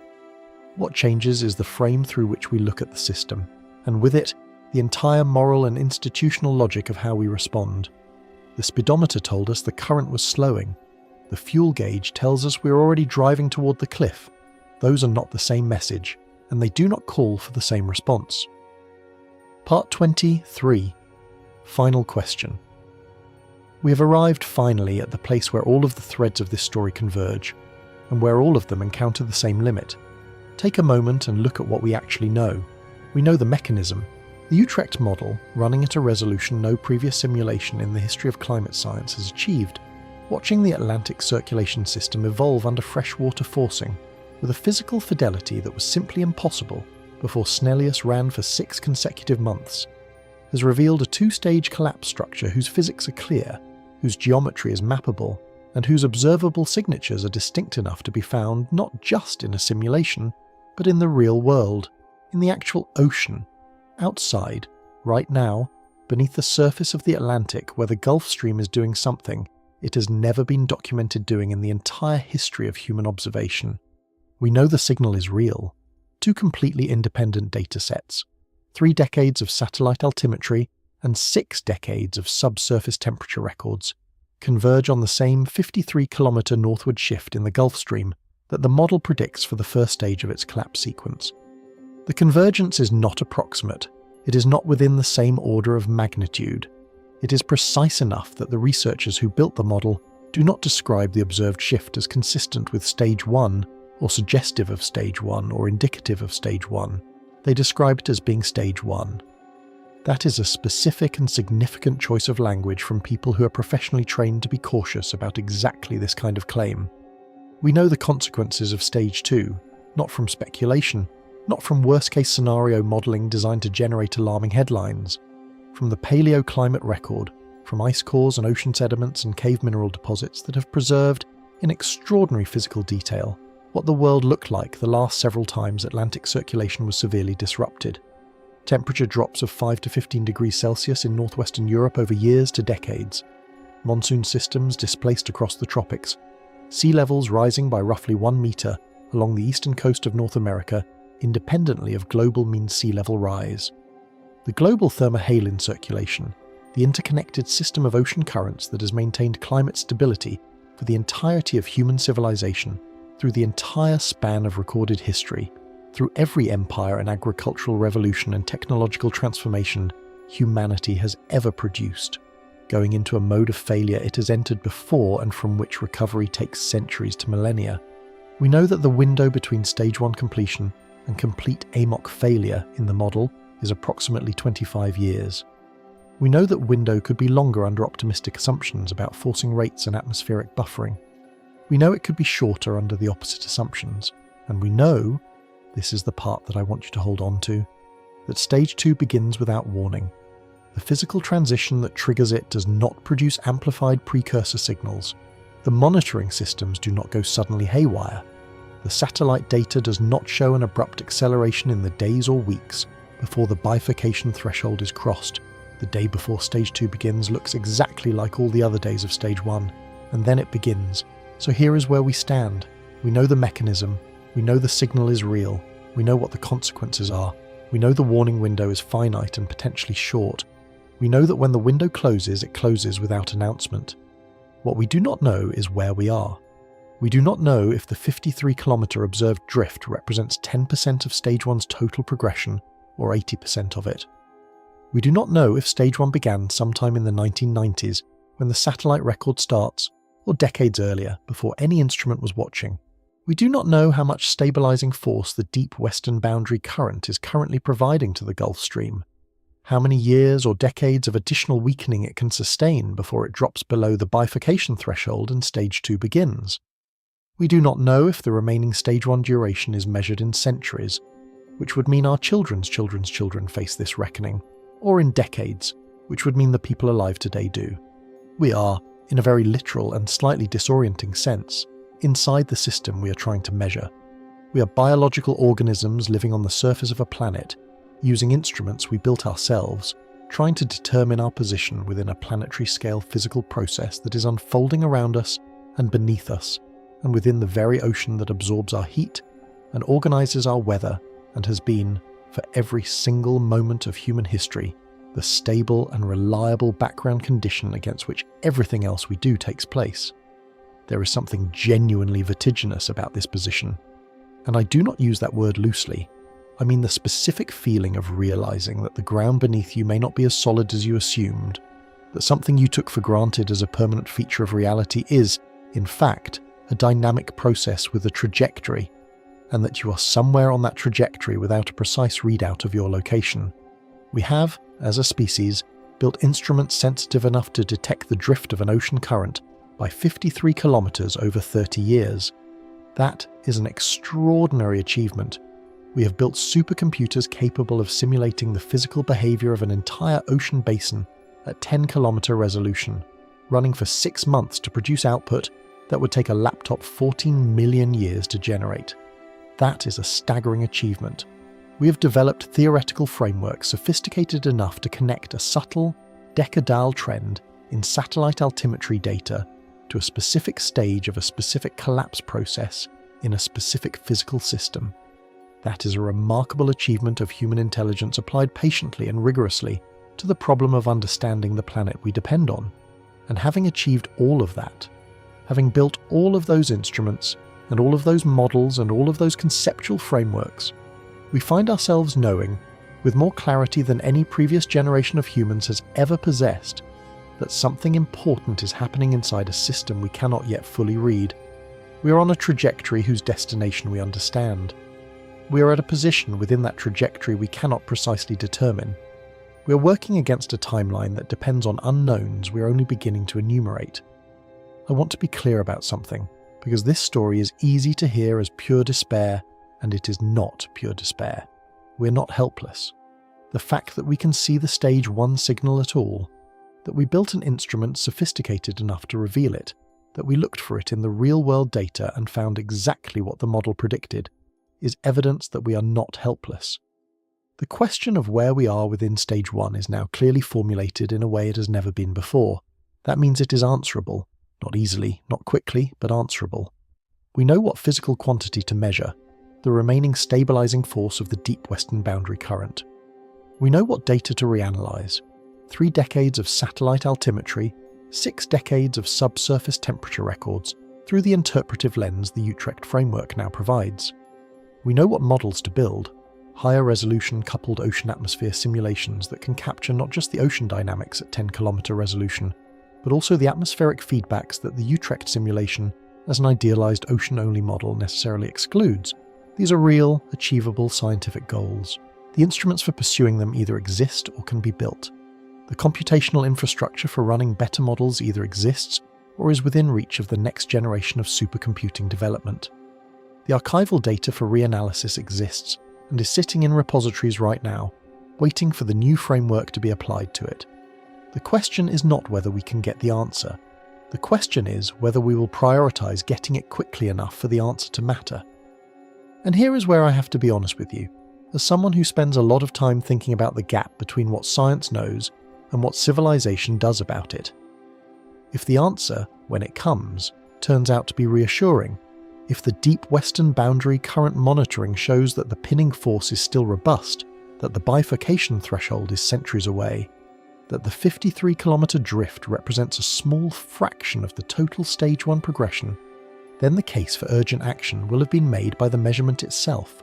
The time will exist. The question will be whether the will to use it exists alongside it, and that question, as any student of climate policy history will tell you, is not one that science alone can answer. And if the answer turns out to be something less reassuring, if the reanalysis of deep western boundary current strength, corrected for real-world forcing rates and atmospheric feedbacks, suggests that the remaining stage 1 duration is measured in decades rather than centuries, then the urgency becomes a qualitatively different thing. Not a warning issued in time to change course, a recognition that the course may already be nearly run, that the cliff the model has mapped so precisely is not a distant feature of the terrain, but something close enough that the headlights are already illuminating the edge. Either way, the ocean is telling us something now that it was not able to tell us before this model existed and before this analysis was done. The signal has been running for 30 years, the interpretation has been available for months, and the conversation that interpretation demands, about monitoring, about modelling, about the framing of climate risk, about the gap between scientific understanding and institutional response, has barely begun. The Gulf Stream is moving. It has been moving since before any satellite we launched was positioned to see it, since before any of the monitoring infrastructure designed to detect AMOC weakening was deployed, since before, possibly, the industrial processes that are driving the Greenland melt that is driving the freshwater, forcing that is driving the stage, 1 progression had accumulated enough atmospheric effect to matter. It has been moving, and we did not know. And now we do know. And knowing, as any honest account of human civilization will confirm, is not the same as acting. But it is the necessary precondition for acting. And we now have the knowledge. The only thing left to find out, the thing that Earth system science is now finally equipped to actually ask, is how long the Gulf Stream has been moving, and how much further it will move before the system crosses the threshold from which there is no return, and what the civilization that currently relies on the stability this current provides will do with whatever time remains on the other side of that answer. That question is not rhetorical. It is the most important empirical question in climate science right now, and somewhere in the archived data, in the monitoring systems being redesigned, in the next generation of models being planned on hardware that does not yet exist, the answer is waiting. The ocean knows where we are. We just have to learn how to ask it.